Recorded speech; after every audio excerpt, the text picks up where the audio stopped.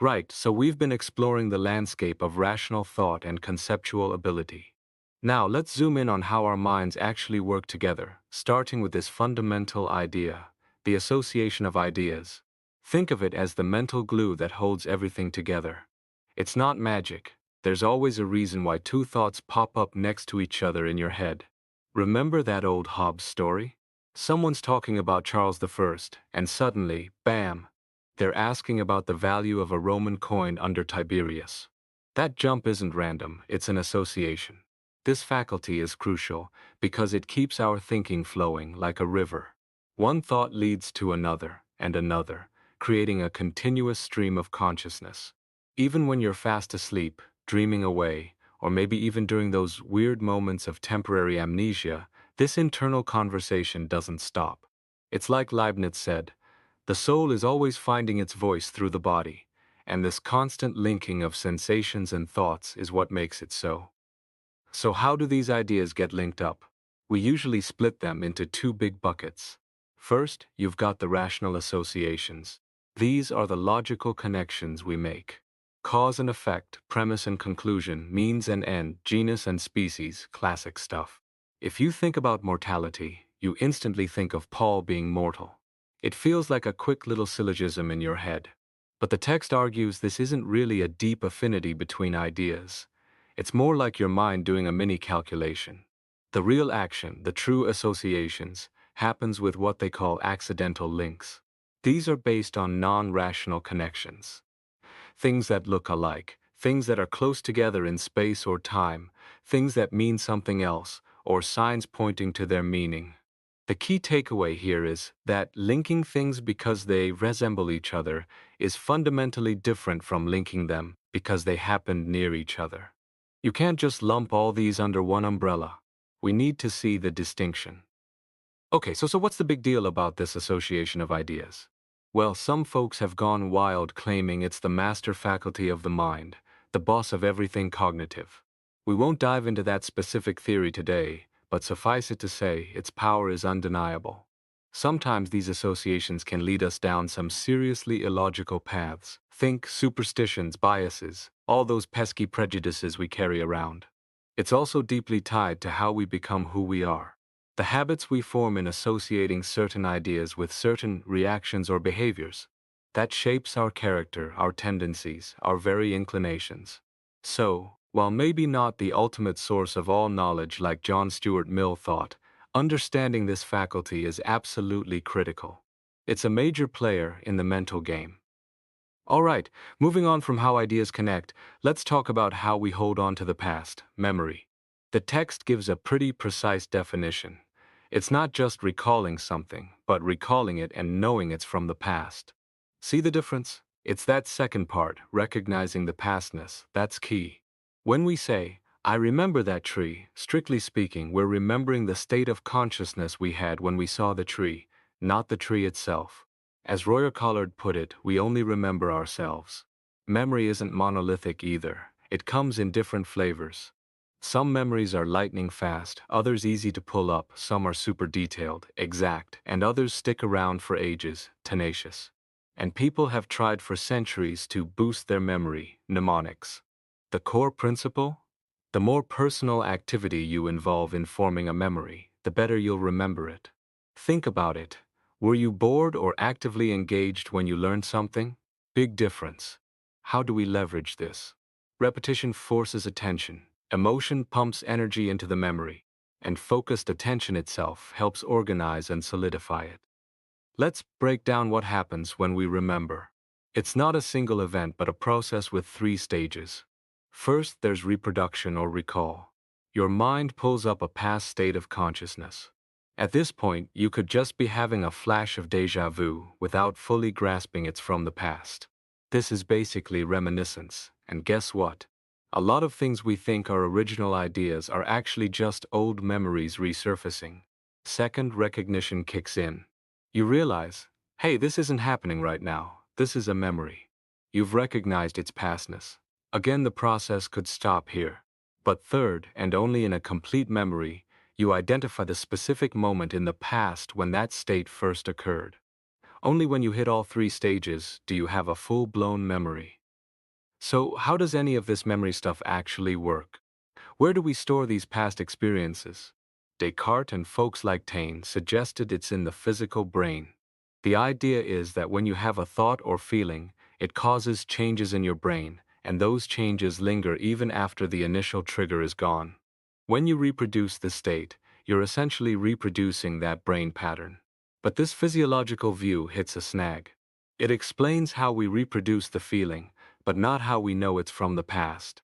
Taine tried to patch this by saying reproduced states feel like perceptions, but since they don't match anything in the present moment, we label them as past.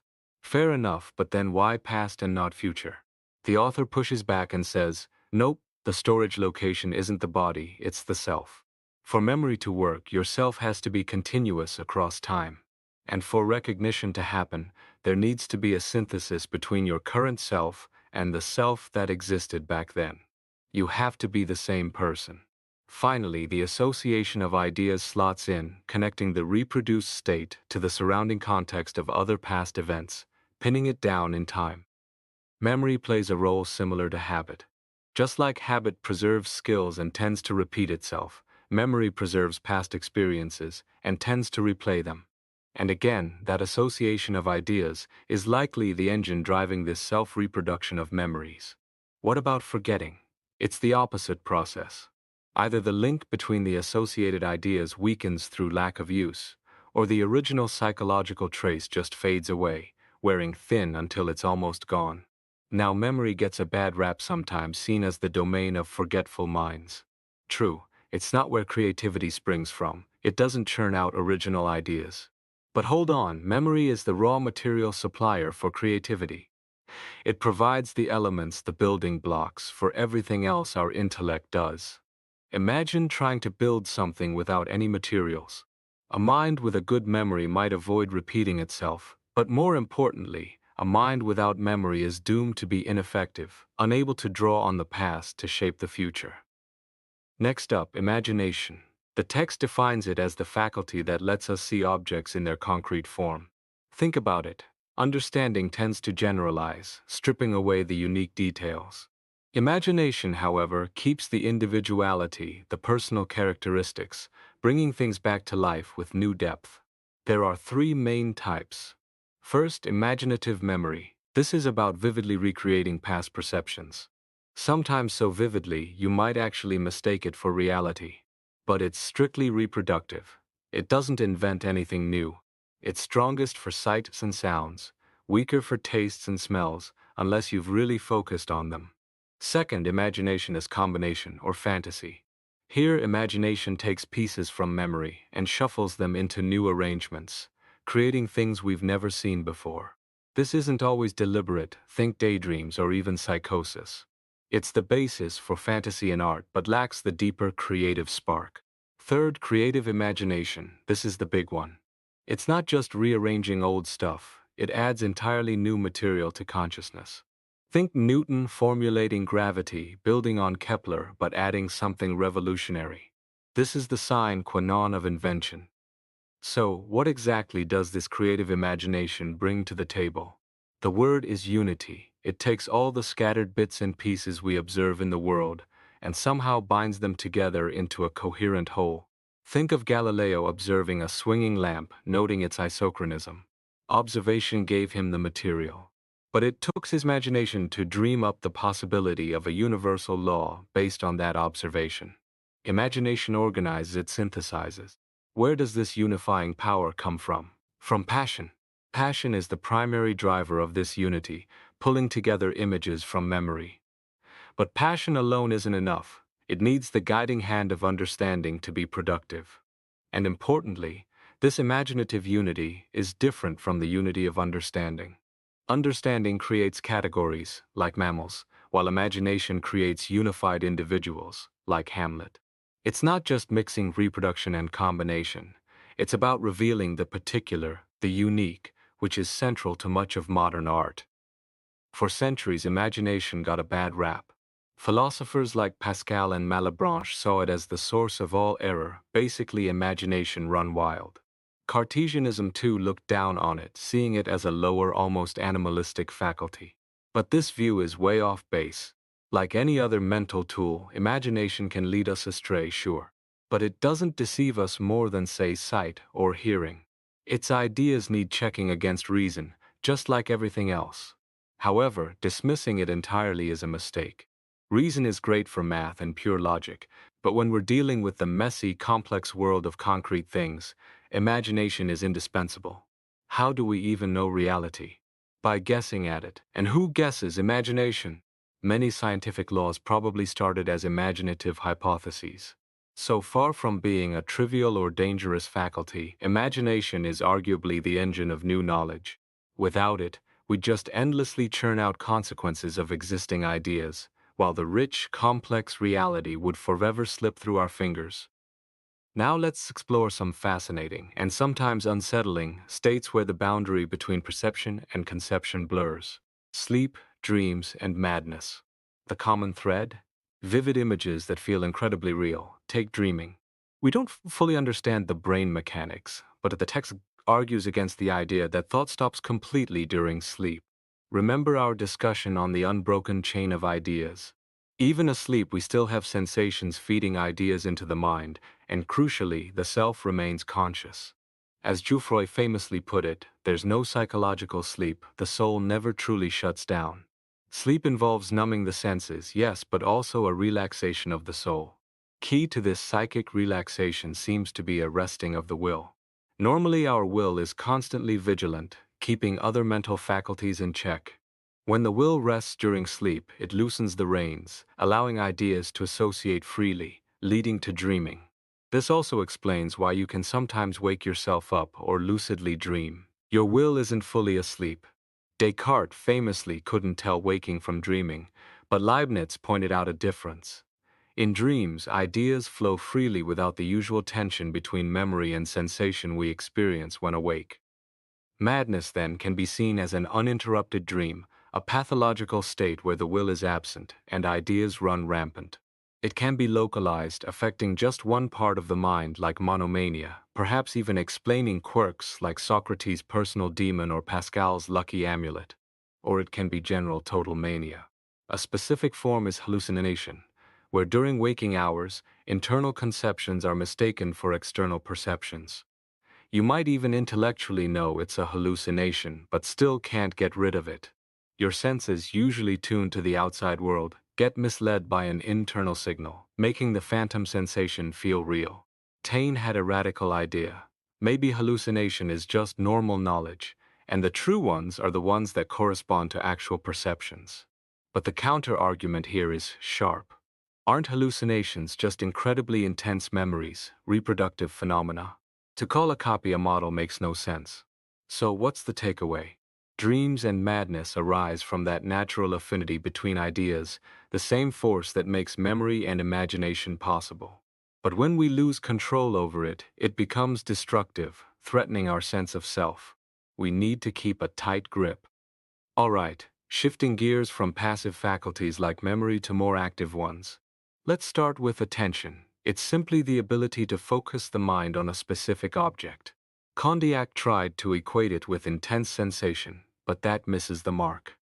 Sensation is something passively received from the world. Attention is an active act of the will. You can have strong sensations without paying attention, and you can pay attention to something dull. In fact, focusing attention often makes a sensation stronger. Attention comes in two main flavors. Sometimes, the object itself grabs you involuntarily. Like watching a car crash, your will barely gets involved. Other times, you deliberately direct your attention. The text suggests maybe we should reserve the term attention for the voluntary kind, calling the involuntary kind distraction or untimely attention. Whatever you call it, attention is massively important. It's one of the most fertile faculties, the workhorse of the thinker, alongside imagination. Buffon even claimed genius is just great patience, letting attention and imagination simmer away for long periods. Next up, comparison. This is the mental operation where you take two ideas and put them side by side, figuring out if they're similar or different. It inherently requires holding both ideas in mind at once. Think about it. You can't compare two things unless you've already paid attention to both. And just like memory relies on a continuous self, comparison requires relating these two terms to some common ground. Then there's abstraction. This is the faculty that lets us mentally peel off an element from a larger whole, especially when that element doesn't exist independently. For example, you can abstract the idea of color from the table, even though color isn't a thing in itself. There are two kinds: particular abstract ideas tied to one specific object, and general abstract ideas that isolate something common across multiple objects, like the concept of extension shared by many things. Building on abstraction, we get generalization. This is how we arrive at general ideas, concepts that apply to many different things. It's a two-step dance involving both comparison and abstraction. First, you compare several objects to see what they have in common. Then you abstract those shared qualities to form the general idea. Think comparing various dogs and abstracting the qualities that define the general idea of dog. Now, what are these general ideas? Philosophers have debated this endlessly. Realists like Plato believed in real substantive general types. Nominalists like Condillac and Taine argued they were just words, labels, flatus vocis, nothing real behind them. Conceptualism, championed by Abelard, offered a middle ground. General ideas exist in our minds subjectively, but they're also realized in the individuals they categorize. The text firmly rejects both realism and nominalism. Experience screams against realism, no Platonic forms floating around. But pure nominalism fails too, because we clearly think about more than just words when we have a general idea. The author strongly that thought must begin with particular objects, as experience only gives us particulars. Generalization is how we impose order, reducing the messy multiplicity of the world into understandable unity. Judgment is the act of affirming a relationship between two ideas, a subject and a predicate. Think, man is mortal. How does this work? Kant famously said we subsume the subject, man, under the attribute, mortal beings, implying the attribute class is larger. But you could also see it the other way. Mortality is a quality included within the concept of man. One perspective focuses on extension, numerical comparison, the other on comprehension, characteristic comparison. Cousin tried to split judgments into immediate ones, like I am versus comparative ones, arguing I am isn't formed by comparing self and existence. But the text refutes this, suggesting even I am involves relating the collection of properties that make up the self to the concept of existence. Judgments can be classified in various ways, but the crucial distinction is Kant's analytic versus synthetic. Analytic judgments are tautological. The predicate is already contained within the subject, e.g., a bachelor is unmarried. Synthetic judgments add something new, going beyond the subject, e.g., all bodies fall vertically. All the fundamental principles of reason rely on these synthetic judgments. Finally, reasoning. This is the process of combining two existing judgments to arrive at a new one. It's the engine of logical progression. The two main forms are induction, moving from specific cases to a general rule, and deduction, deriving specific conclusions from general principles. We'll delve into these later when we tackle formal logic. Okay, let's switch gears completely and dive into aesthetics. This is the study of beauty and our responses to it, involving both our feelings, sensibility, and our reasoning, intelligence. The goal here isn't to teach you how to appreciate art or lay down rules for artists. Instead, it's about defining beauty itself, first in its general, abstract sense, and then looking at how it manifests in the arts. Defining beauty is notoriously tricky, as history shows countless contradictory attempts. So the strategy here is to first carefully distinguish beauty from related concepts like usefulness, agreeableness, goodness, truth, and perfection. Only then can we try to pinpoint its unique essence. So, what is beauty not? First off, it's definitely not the same as useful. Think about it. When you find something beautiful, does your first reaction involve calculating its utility? Probably not. We often find things beautiful precisely because they seem unrelated to being useful. Kant even noted that thinking of an object as useful can actually diminish its aesthetic appeal. Useful things aren't always beautiful, and beautiful things aren't always useful. Second, beauty isn't the same as agreeable. Beauty always feels pleasant, But lots of agreeable things, like a delicious meal, don't strike us as beautiful in the aesthetic sense. The pleasure from beauty is distinct. Third, beauty isn't identical to goodness. You can have deeply immoral characters who are aesthetically compelling, and conversely, ordinary acts of virtue lack aesthetic punch. Moral neutrality, like in a landscape, can be beautiful too. Fourth, beauty isn't the same as truth. While elegant scientific theories can be beautiful, beauty isn't just about accuracy. Sometimes false but beautifully constructed hypotheses exist. And finally, beauty isn't simply perfection in the usual sense. Perfection as perfect function is too close to utility. Perfection as strict order doesn't fit the sublime, which thrives on tension and passion. And absolute perfection as an ideal is too vague to be meaningful. If beauty isn't these other things, what are its effects? First, it produces pleasure. Beautiful things feel good. But here's a twist. This pleasure is disinterested. Unlike most pleasures which tie us to our ego or desire for possession, aesthetic pleasure is pure. We enjoy the beauty for its own sake, not because we want the object or it serves us. We don't calculate its value or try to hoard it. We love it simply by experiencing it. Interestingly, this aesthetic pleasure is both universal and individual. When we experience beauty, we tend to assume others would feel the same way. There's a sense of shared human response. Yet taste is clearly subjective. What delights one person might bore another. And ideals of beauty shift over time, classical order versus romantic passion. How can both be true? That's the puzzle. So if we trace the effects back to the cause, what must beauty be like? Since aesthetic pleasure is disinterested, beauty can't be a concrete, real thing with utility. Because real things always have some ulterior value. Beauty must be ideal, a concept formed by the mind. And since it's pleasurable, it must conform to our nature. What's our nature? Fundamentally, we're a mix of three faculties: sensibility, emotions, inclinations, intelligence, reason, knowledge, and activity, will, action. Each involves grappling with multiplicity, the chaotic flood of experiences, and imposing unity, passion, reason, will. Knowledge arises from this process of unifying multiplicity. Beauty, then, must be the idealization of this very process. Ideal multiplicity means richness, complexity, variety. Ideal unity means strength, coherence, capturing that complexity without losing it. Beauty, therefore, is a harmonious balance between strength and richness. Of course, perfect harmony is rare. Usually, one aspect is emphasized over the other, which explains why aesthetic judgment can feel both universal. It satisfies our need for unity and individual. Some prefer strength, some prefer richness. Let's look at two related concepts, prettiness and the sublime. Kant saw the sublime as fundamentally different from beauty, something limitless, evoking awe tinged with sadness, pointing towards infinity. But the text disagrees. The sublime, it argues, is just beauty pushed to its absolute peak, the highest intensity. Think Horace's famous line, Kimuru. Wouldn't that be sublime?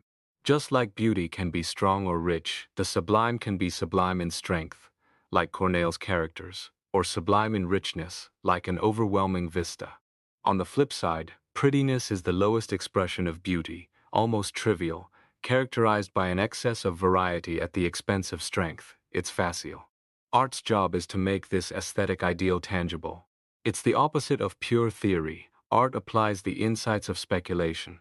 When art focuses solely on expressing beauty in sensory form, we call it the beaux-arts. How do we categorize these beaux-arts? The starting point is the sense they primarily appeal to. We have two main aesthetic senses, visual and oral. This gives us a basic threefold division: arts mainly for seeing, mainly for hearing, and those that engage both. But we can refine this further by considering which art form within each category best expresses beauty. For sound, music arguably surpasses poetry. For sight, painting arguably surpasses sculpture or architecture in its capacity for aesthetic expression. This leads to a neat three-group classification. First, the arts of hearing, music and poetry. Second, the arts engaging both hearing and seeing, drama and oratory. Third, the arts of seeing, architecture, sculpture, and painting. That's the proposed structure. Finally, a quick look at the age-old debate in art, idealism versus realism. Realism aims for a photographic copy of nature, depicting things exactly as they appear. Idealism, on the other hand, tries to transcend reality to capture the ideal essence, often portraying subjects out of their natural proportions. The text is quite critical of realism, arguing it's not truly art. Why? Because art's purpose is to express beauty, to elevate us beyond the mundane. Realism, by aiming for mere accuracy, misses this mark. It's more like science or history. Idealism, however, starts with reality, observes it closely, and then transforms it, idealizes it. It's this second step, the infusion of the ideal, that elevates it from mere observation to true art. That wraps up our look at these faculties and concepts.